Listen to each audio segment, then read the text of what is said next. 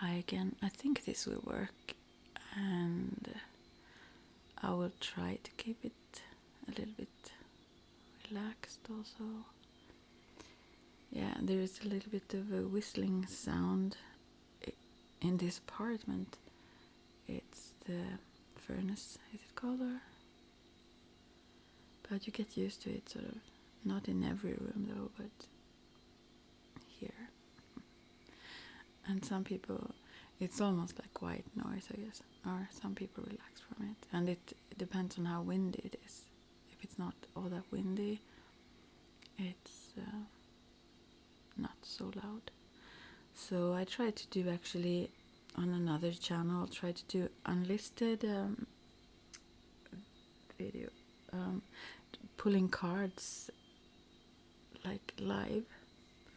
I really don't want to go publicly live doing that, because not right now anyways. If I did it that way first, maybe I could do it publicly later. But then the sound don't work on that channel. I don't know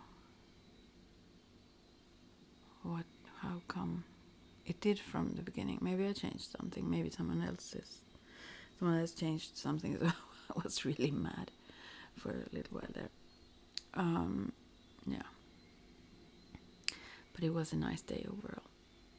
Doing fire ceremony outdoors, and yeah, should need some more outdoors clothes though.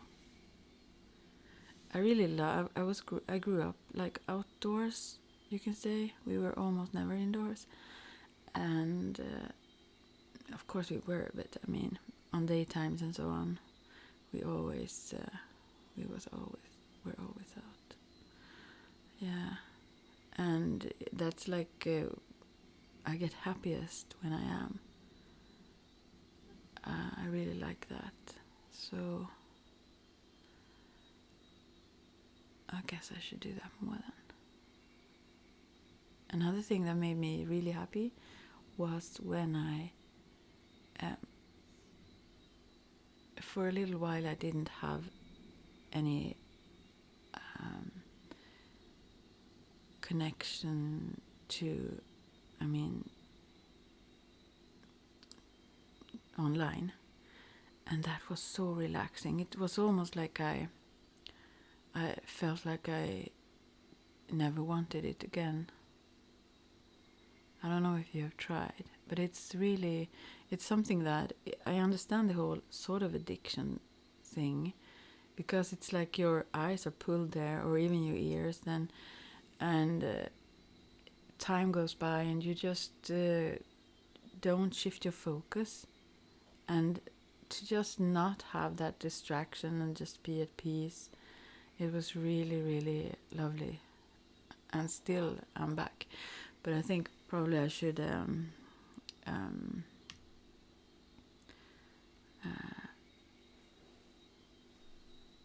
limit it more, as some of my friends also really do. Then I try sometimes, but then I don't know. There is a lot of interesting things though. I learn a lot also, so I really love it. Yeah. So I thought about continuing speaking a little bit about yoga maybe. There are also other things, or it's sort of the same thing that I have in mind. It's really lovely also at spring when it becomes so bright early in the morning. This morning I woke up with my cat biting me. I mean, yeah, she was cozy at first. She usually is, and then maybe she goes to sleep, and so not this morning. And also, it's very interesting with animals overall. Actually, I think it goes for people too, but animals you can read it pretty quickly. And my cat is especially like that. If you have a certain energy, she gets the same. I mean, if you feel irritated, even if you don't think you show it or whatnot, she becomes a little bit aggressive. And so if you are happy spirited and so on, she kind of is. She can be playful and bite you anyways, but yeah. Anyway, she doesn't used to do that in the morning, so I realized I have to go up or get bitten all morning. So yeah, She's a sweetheart, though. I love her. Yeah. She makes me happy also every day since I got her. And yeah, animals are very special. So,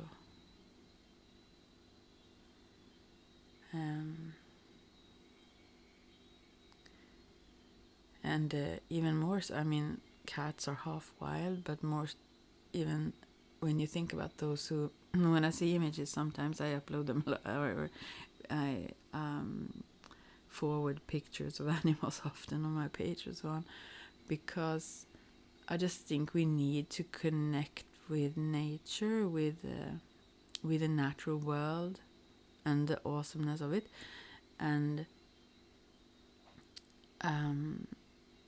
it's marvelous that those, for example, elk or whatever, they live just by themselves, so to speak. They don't have anyone taking care of them aside from Mother Nature and themselves.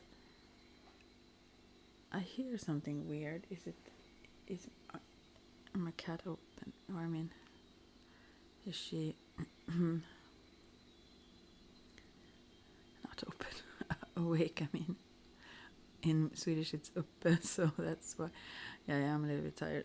More coffee for the people.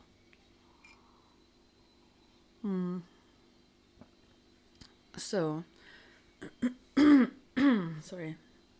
I guess I could mute. I will try to mute and just cough a bit. And I hope you don't hear me then.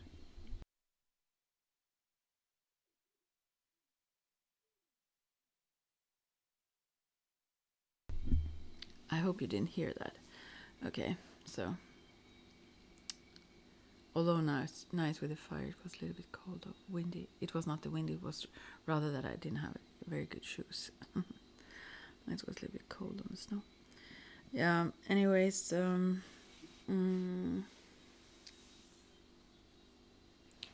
yeah, one of the basics, or I mean, the whole purpose that I've mentioned before about is very much,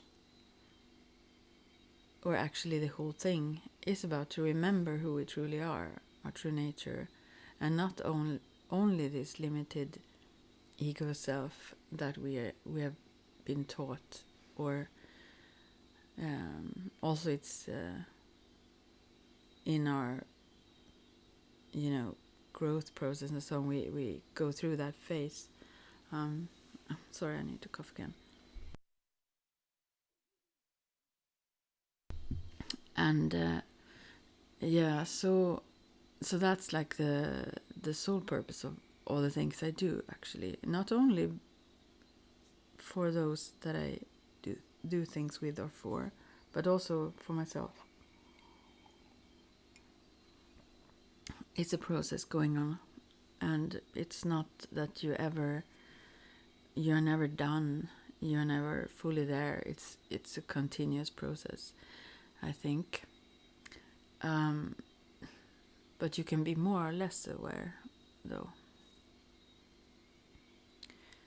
And one thing that I've crossed my mind, I guess that's part of this. I talked about this whole kapha, but it's also something else. I think it's being aware of your original nature, of who you truly are. That is also a stabilizing factor, and I think I've always known. I have been quite clear that others can't see all the time, but I've even since I was quite little child, actually always, because I can recall even from when I was just a few years old, that I very much knew my value and my my core. I had that stability, and also I knew sort of in a way, vague way though, but I knew about that this lifetime, or this person that I also am, was not all I am, and I knew that there was great protection around, and there was a purpose of this journey. And so it was sort of not that I thought I didn't have those thoughts, but I did have an awareness of the spirit world, or the kind of real world surrounding me at all times, although I could drift into a sort of a meditative space where I felt connected more to it, and I felt a specific kind of happiness. It's almost like, it's hard to describe, but it was not like I saw exactly or traveled, journeyed into the spirit world. Then it was more of going into deeper state and becoming aware that it's close by. It was almost that feeling I had, and I kind of knew, although I didn't go in depth into it, I also knew about those other colors of that realm, and yeah, I don't know if you know, but I keep saying but you do know. You just have forgotten maybe if you don't. So yeah, so the whole coming back to who we are, I mean, the thing is, we drift. I mean, I'm not saying I'm different too much, but yeah, in some cases maybe, than some at least.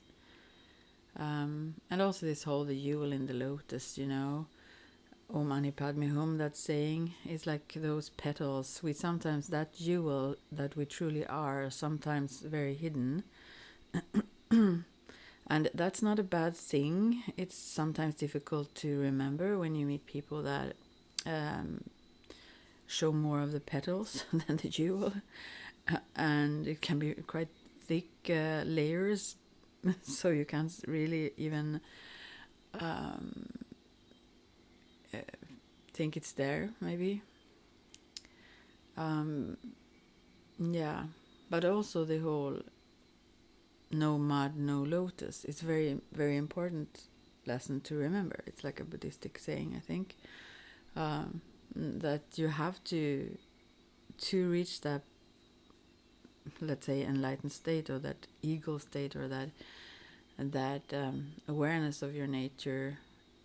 We need to grow through the mud. That's how the lotus grow, and we don't see the beauty that is the reality of it then yet. Meanwhile, we are there at that stage, but it's part of its development. It wouldn't develop to what it become otherwise. So we can't dismiss that, or wish. We can, but if we wish it was not there, then also the insights, or the awareness we gain and so on, we would not have that either. So yeah, although we don't maybe like challenges or stuff like that, but I have thought about that. It's almost like I thought about if it would be a what is it called? Not vacation. What is if it would be a what is the word? Yeah, you can be this or that, and also you can be this or that. I don't know. Anyways, I think many people, aside from what you can do as a work, and so, but it is almost like a work, it seems. I think that many could be labeled like connection hypnotists almost, because I mean, how can I say, not very recently, but some while ago, started to understand this whole game playing thing. And surprisingly, how you cannot know it maybe, but I was probably too naive, and I am maybe still to some degree, but I try to learn and not, at the same time as I try to understand more, I try not to, as they say, or Nietzsche or who it was, I try not to look too deep into the abyss, so I don't become that, you know. But sometimes you still need to understand certain things to be able to prevent or yeah, protect yourself, you can say, or yeah, avoid certain things. I'm not sure though. Sometimes I think that the best protection you could ever have is your own authenticity, because everyone have that core, everyone have that jewel, and they, even though how many layers of petals there is around that jewel, there is something that will touch that core if you yourself are from that core. Sometimes it may be so unusual, so people get suspicious about it because they don't know what that is. Because it's more common, I guess, that people have roles and play not always games strategically as thought out in advance and for their own gain and so on, although that also is a lot. But I think many people also mean well and so on, but they have all kinds of roles they think others expect from them, and there are so many other things that goes on. It's very complicated, I think, and it's not so easy to know others' intentions or even aspirations. But yeah, but anyways, I think so that many people go, no, not many, but I think there are those who actually, and I'm not judging that, I'm just curious. I talk here sometimes because I try to figure things out, and that's being way too open, I guess, also. But then again, it makes me happy, so I keep going for what makes me happy. I mean, yeah, this is my way to connect, and my way to connect is not to, I mean, not only here, I connect in other ways with people and face to face and so on as well, but here, to honestly share about my thoughts and truth and so on is a way to connect with you, and hopefully also hear how you think and so on. But as I said about the whole commenting thing, yeah, it can become complicated, yeah, and I prefer usually not to block people and so on, because I don't really see the use. You can just start another channel and be back. I mean, and there can be many people having many challenges channels and so on, so whatever. But I can just keep away from that a bit, but I probably would read them. It's good for me not to even do that for sure. Anyways, so that I can choose how it feels. Yeah. Yeah, but yeah, so for me it is, my way of sharing is being authentic from where I am at the moment, and I don't have all answers, obviously. I have discovered what I have, and I am here where I am, and I love to discover new things, new ways of seeing things. And that's also difficult if you see others too clearly. It's not always there. I mean, they are not always ready for that, and they can also perceive it as easily as if you judge them, if you mirror it back. So, and I can do that pretty harshly sometimes as well. I know that. So yeah. But still, the whole thing that I thought about was this whole almost like, you know, it's almost like you lose the most valuable thing is that beingness that we are, the core, who we truly are, and that is life itself also, and it cannot be taken away. That jewel cannot be gone. It can just be hidden from our own sight and from others' perception. But yeah, I think when you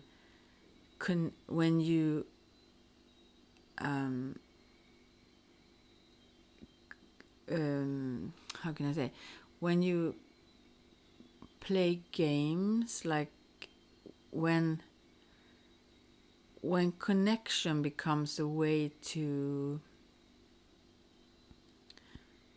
or the way you do that is a way to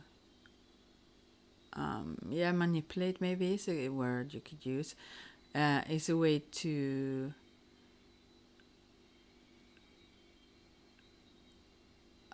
control, probably is a word also for it, the other person, if that is what the purpose is, and you learn different kinds of ways and strategies to do so.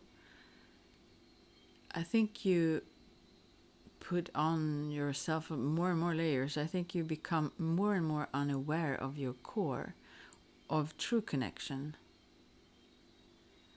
And there can be all kinds of reasons why people do that, why they have like fake connections. Yeah. But I've met that several times now, and it's interesting. I think the losers there are always those who do it, because they lose themselves. They lose their... I think you cannot do that, at least too much, and not lose something in the process. Even if you think maybe that the purpose of doing so is something good, or for good reasons, whatever people do, they themselves probably think they at least have good reasons for it. So yeah, I think that is... Now I hear that song and it's a sin. No, but I think it's, sin meaning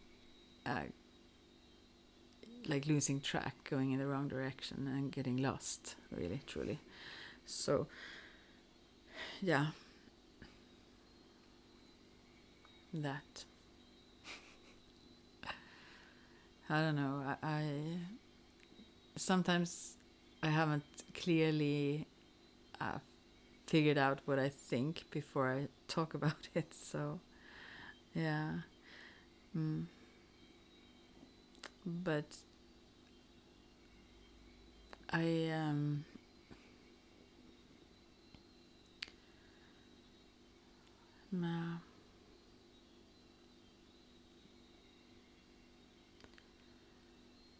yeah, I don't know. I can't sit here and be quiet now. Sorry.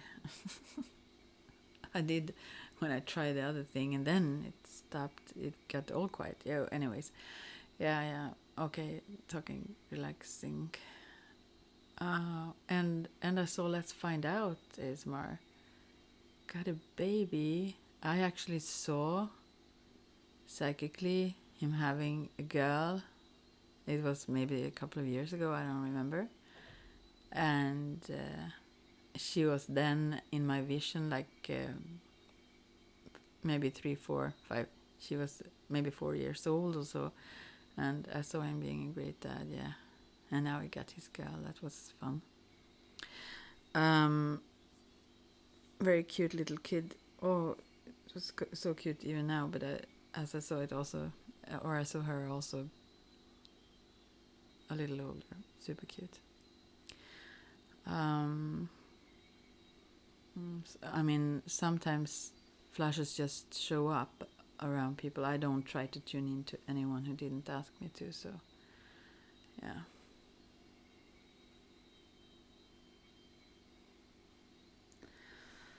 Yeah. More coffee on that. Maybe I should talk a little bit more.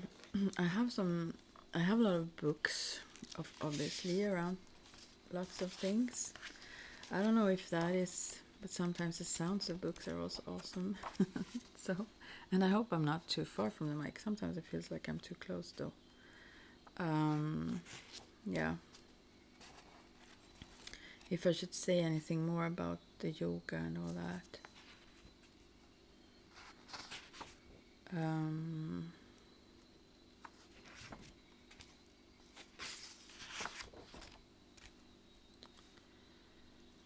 Of course, there is a lot to be said, but if I should keep some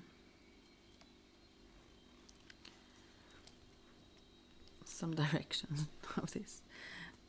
But the aim is still to become aware of this, to remember who we are, to also get into that relaxed state or that still or more still state where we can perceive ourselves more unattached or more distracted from this Maya, this illusion or this matrix. So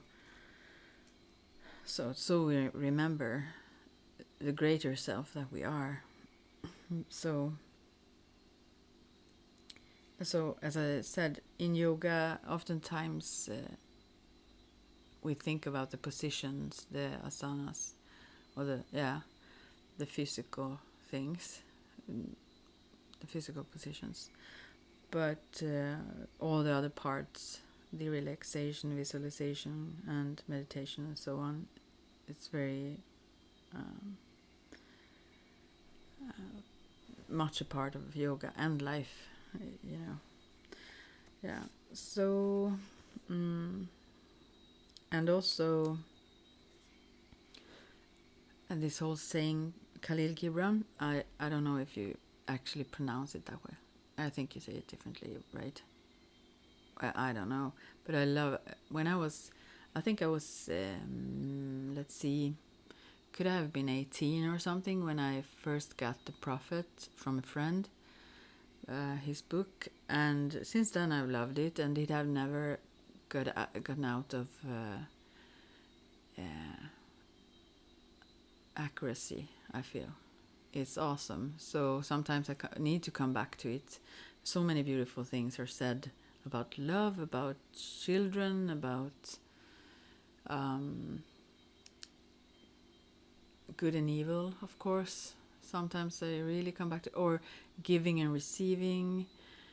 I think it's so beautiful and true. So anyways, one of the things it said, I don't know it exactly now, but it's like to not say I've found the truth, but rather I've found a truth or a truth.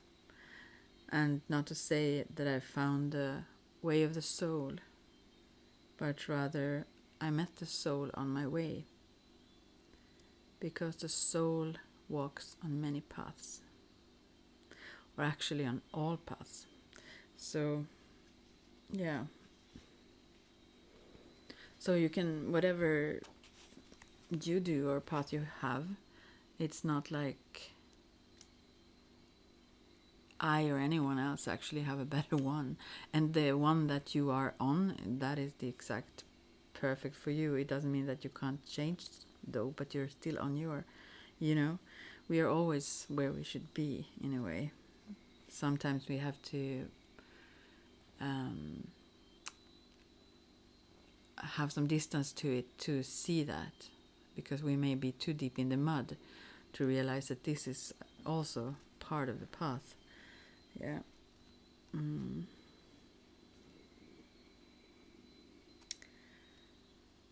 Yeah. And when it comes to all kinds of practices, it could be not only yoga then, since it was like what I should maybe talk about here, but when it comes to anything, and this is something considered in all traditions, I think, at least all traditions that I have been in touch with, like even witchcraft and so, and it is to maybe have a specific spot, place, I mean physical place where you sit when you meditate or do yoga, so, but also a specific time of the day, not only to get a routine, it builds a specific place, builds a certain energy, so it makes it easier to come back to that vibe. You can also obviously use like incense or a certain scent or certain sounds like music or whatever you have on, or you can use certain like triggers for your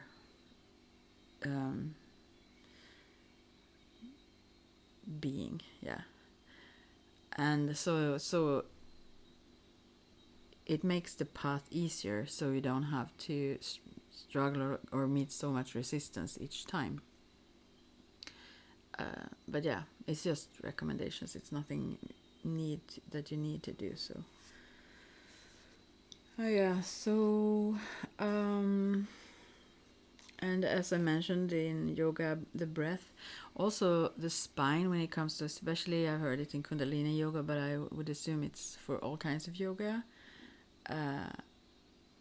The flexibility of the spine is kind of the fountain of youth, it's called, and so it's really good in Kundalini yoga. There is a lot of flexing the spine, yeah, in different ways. So, but as I said, also the breath is very central in all kinds of yoga, and relaxation. That is core. And death pose, I think it's called the corpse pose, maybe in English, yeah.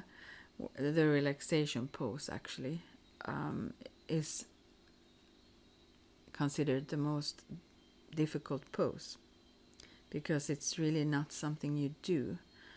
You just relax. You do the opposite of doing something, or tension or whatever. So, and you kind of let go rather from fears or all kinds of things you have. You're just open. So it's a difficult position, and in Kundalini, or in that form of yoga, the relaxation part is, first of all, you have that relaxation in between each of the positions to integrate them, or sometimes a few series of positions, but at that length of time. And then also at the end of the physical asanas, you also have a longer time where you have the resting pose, as usually it's as long as those positions took to do. So you have a long rest, and as I said, it's seen as the most difficult position. So, and we can't force it. It's like we can reach it, we can allow it, but we cannot decide to relax. We cannot perfect that position from the standpoint of our will or our effort. So it's quite different from many things we do, I guess, or many things many people do. So So we just watch it. It becomes also a way to become aware of who we are, since we don't interfere, we just allow.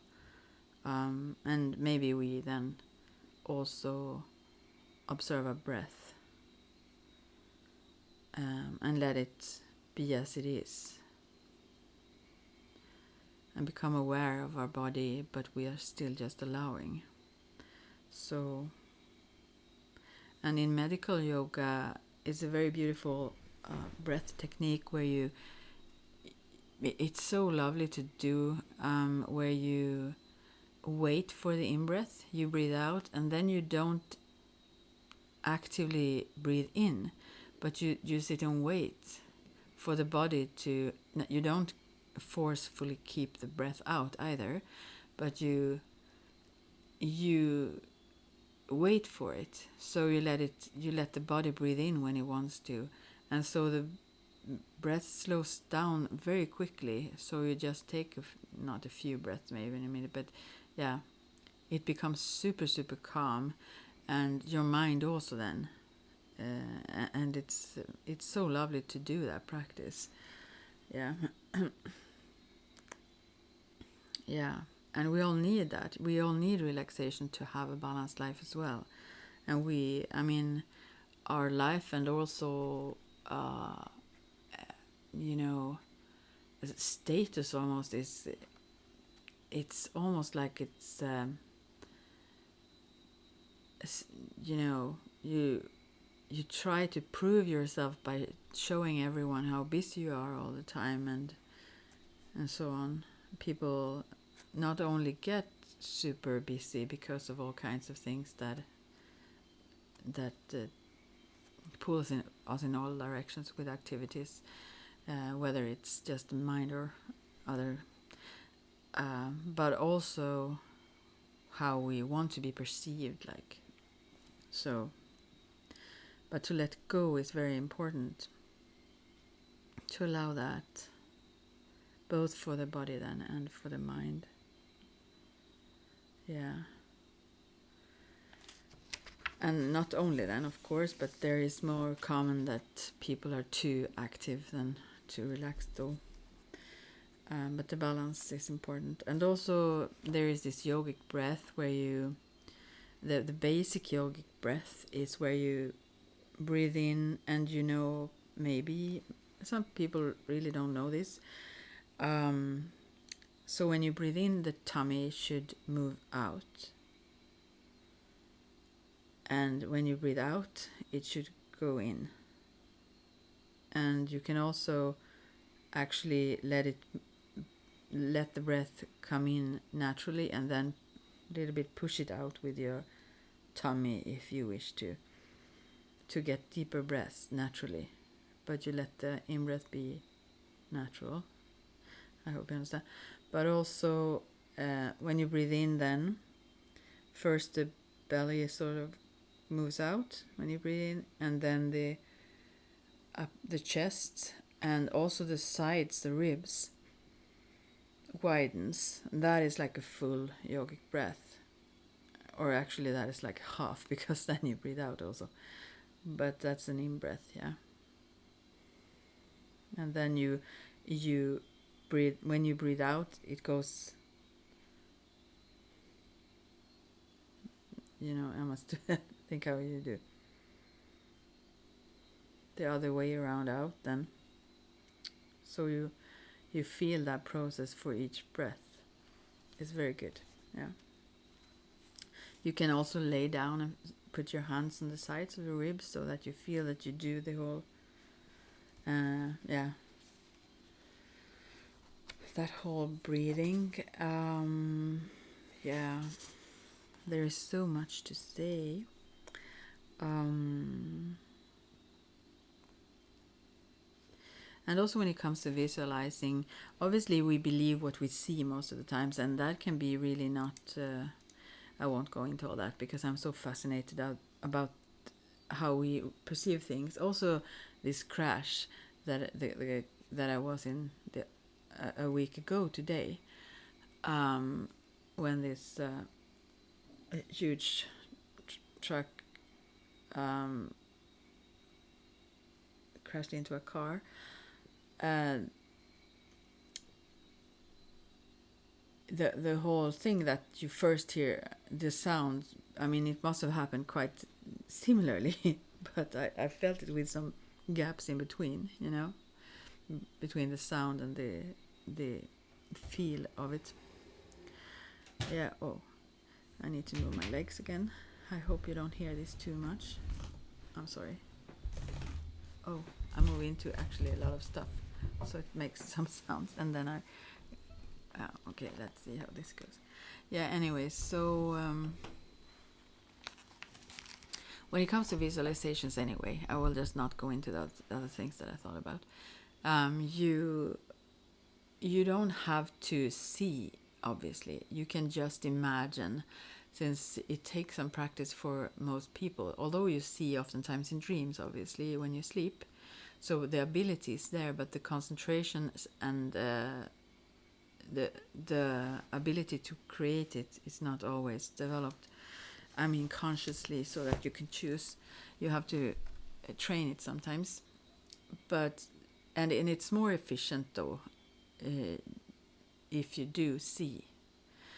But because that is how we actually oftentimes believe things, we don't always believe the things that we just feel or imagine.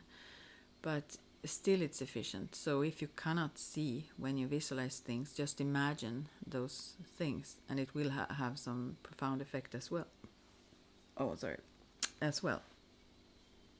So, but it's a process, and you can gradually learn, and you will. Just being more relaxed will get you in contact with these deeper alpha states and so on, where you can see, and as a medium, when I am receptive, then I also use these senses, but I'm in a relaxed state. I love when I've done yoga with other people who love doing the positions and hate the relaxation, or they try to shorten. Most people are like this that I've met. They try to, especially in Kundalini yoga, then where there is a lot of relaxation in between and so on. I just love that most of all, the whole integration process of it, and I can easily relax for long. And most people, I mean, not always. There have been times where I feel like restless or so, but mostly I can easily enjoy that and just sink down into it or be uplifted by it, or what you say. But most try to make those, just do the asanas or the kriya or whatever, just to have it done, and not doing those relaxations in between or the long rest afterwards, just to like be efficient and skip that. And that's the opposite of being efficient in yoga. So but if you come into that relaxation, that openness, which is easy for me, and I realize that right now that's why, because that's what you do when you work as a medium or so, and that's easy for me to reach. The other parts I have more resistance to, both to be in the body or do a lot of straining things, but I like that too when I actually do them. So, but if you use your visualization to project things rather than receive, then you actually create. That's magic. So, yeah. So if you learn these things, as they call it in yoga, also that you develop siddhis, I think it's called. They're those so-called extraordinary or extra sensory abilities. So, and also those inner journeys, just listening to finding something that you like and doing that online and so on will develop these abilities. So, yeah. And sometimes also, both when it comes to yoga and when it comes to ayurveda, uh, the methods are sometimes too easy to, I mean, just because we have that whole restlessness, it's too simple to do. You know, this whole to drink cooked water in the morning, it really cleanses you, not microwaved, but cooked. It doesn't have to be hot. It's good for most people if it is, though. But um, the influence that have on the whole system is awesome. There are many minor things that do have a great health effect, but it's too easy to do. So most people just, well, you need something more complicated for it to really work. It feels like. So yeah.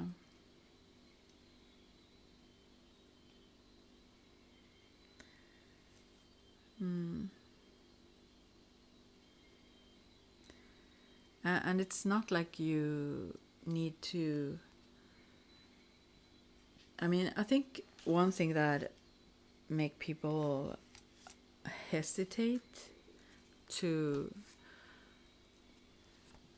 go into these things, like yoga, for example, is because of the both that it seems to have to include whatever being a vegetarian or almost like a monk or nun. No, I don't know. It's almost like you would have to, and that it goes for, I guess, all kinds of practices that have some spirituality connected to it at all. As if you should have to go against what you want. But that is not the case. It's rather that you come more and more in contact with what you want.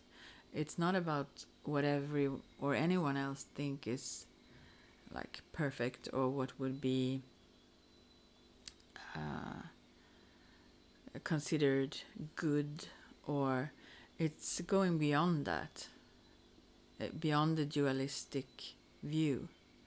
Although, as I said about Hatha Yoga, that is specifically, but in all yogas, the whole, we live in the dualistic world, and our bodies and everything is made and created that way. So it's part of it. When you bend forward, it's followed by bending backwards, or if you look left, it's followed by looking right, or if you breathe in, you breathe out. It's like in it all, but the experience of it is to go beyond it and beyond those concepts. And there is a lot of things. It's to rise above those limited views that we are taught, or that we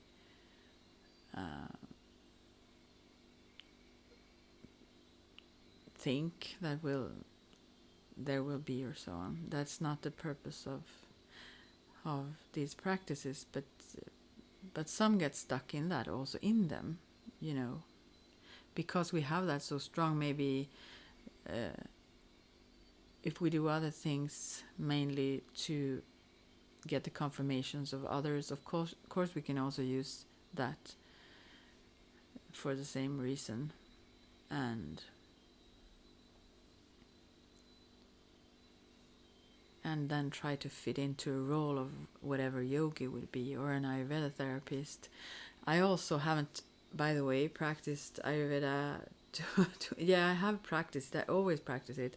I practice it every day. I could practice it more and use more of the tools that I have, and therefore I also love to talk about it actually more, because although I first started now with more yoga specifically, to remind myself and talk about Ayurveda also creates this inspiration in myself. I mean, not only do I recall or get it more in the front of my mind, but also it's easier to go than to acting on it. Obviously, the more it's in my consciousness and awareness, and I really want to do that. But it's always, as I said, it's part of everything. It becomes, you cannot not be aware of it, because, as I said, it's all about those elements, and it's the same with Munaki, it's the same with witchcraft, it's the same with energy. I mean, you are constantly connected with the world, and you constantly see it in the world and in yourself and so on. So it's not that you are disconnected from it ever. So obviously I use Ayurveda all the time, every day, but I could use it more, yeah, and hopefully I do if I talk about it more. Even yoga, and I realized that and that's what I was going to say, is that I have been doing Ayurveda quite some also for other people. I mean, the pulse test and health advice and so on. But I feel, since I have been so stuck into my own sugar addiction and so on, I almost,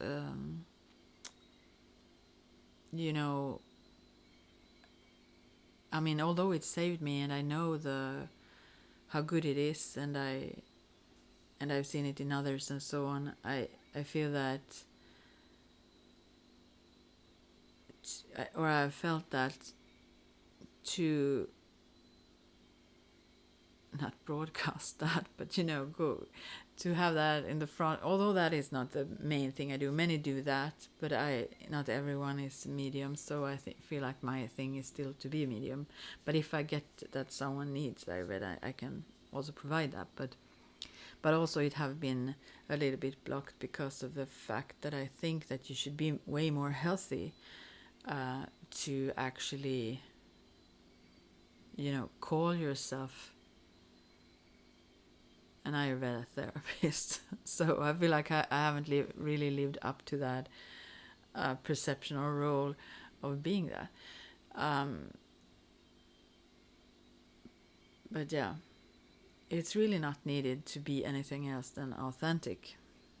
That is what you have to share, and that is what you have to, not have to like in must, but what you do have. I mean,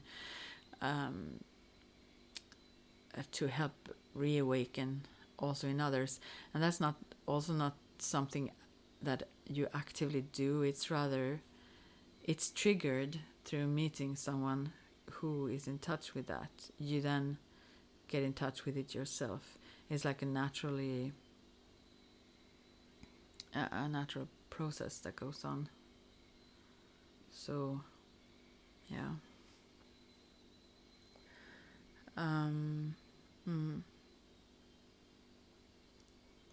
But yeah, also when I went to courses first it was life yoga that a man in Sweden started.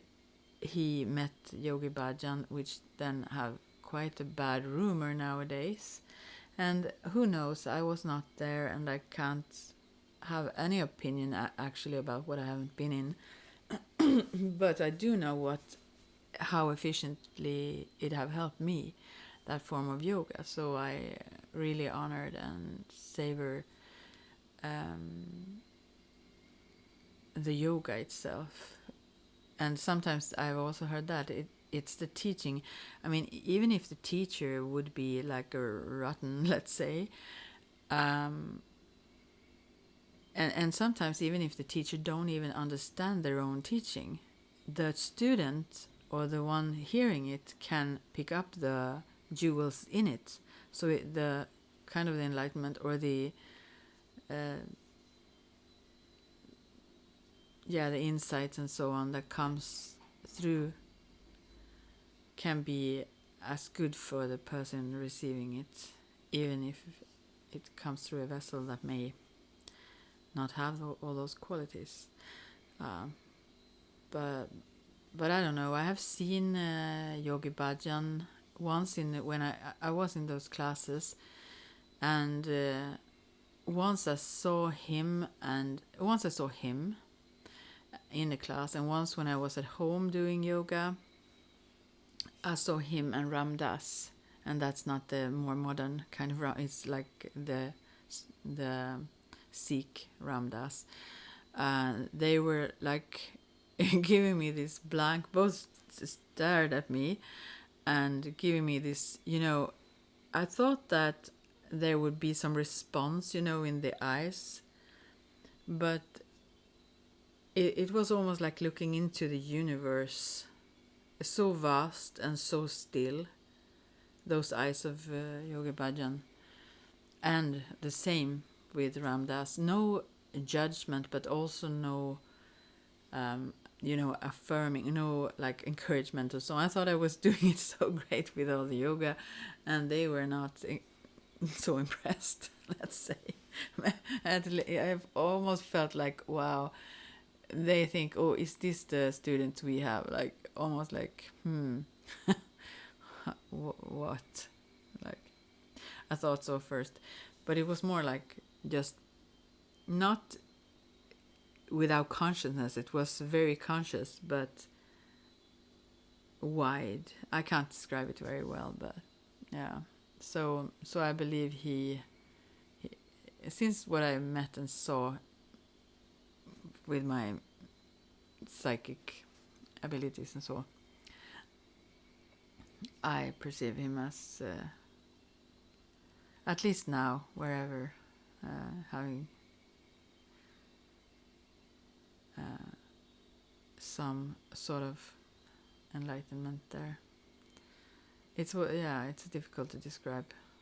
Haven't seen anything like those before. Anyways, when you do those mantras and all that, you ask for their protection, you can say, and so on. So I guess they were, I'm not sure how willingly they were there. Yeah, never mind.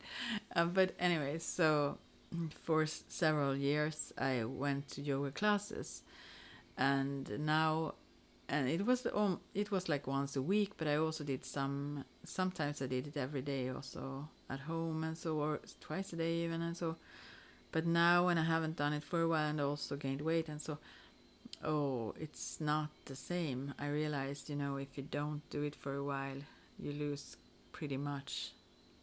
And it had been quite a while, and I kind of tell myself that, wow, I used to do, but it started to become a long time ago, although it was just like not the other day but the other week. I started over a bit again. I do that now and then, but to continuously keep doing it, I haven't gotten there for a while now.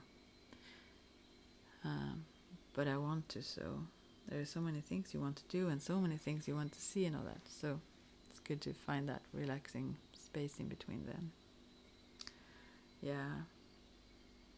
And there was also another thing, just rambling away here, which is difficult though. There is all my, I have given away quite a lot of what I do, and to start to say, to like stop that a bit, and also to charge for several things that I do, and that feels sometimes rough to do. I mean, I have a hard time with it sometimes, and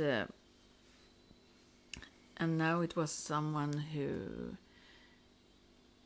I feel the need to do that because I have given freely and it is not received, and I don't expect people to do. I mean, if I get advice to them or see things that would be good for them, I don't expect that to be like that they would obey that or follow it. But if they keep asking me for advice, sort of, or even the spirits for advice through me, I feel like it's I I waste energy if it's not even even simple things then are just ignored. It's like the whole it seems I mean I may be wrong in this, but it seems almost like it's more about the focus on that person, and that's a good thing. I mean, if you need that, but I feel like I need to charge sometimes also for it to. I don't think those people see it as not valuable, but I also think that they could as easily do readings for themselves then. If I mean if they don't need those advices, you know. So, but it's not easy for me to change that, especially if I have given, and so to say that no, but I feel I have to, yeah, both respect myself and respect the things that I channel. I work for the spirits, so you know, I can't just use that for whatever. Yeah, it seems like a waste. So there are better things to do, you know. Yeah, but yeah. Anyways, I put my little tiny foot down and try to change that now. And it have been a slow process doing that for many years. But okay, I've talked for long now. But take care, and well, I probably will talk to you soon again. So, yeah, bye for now.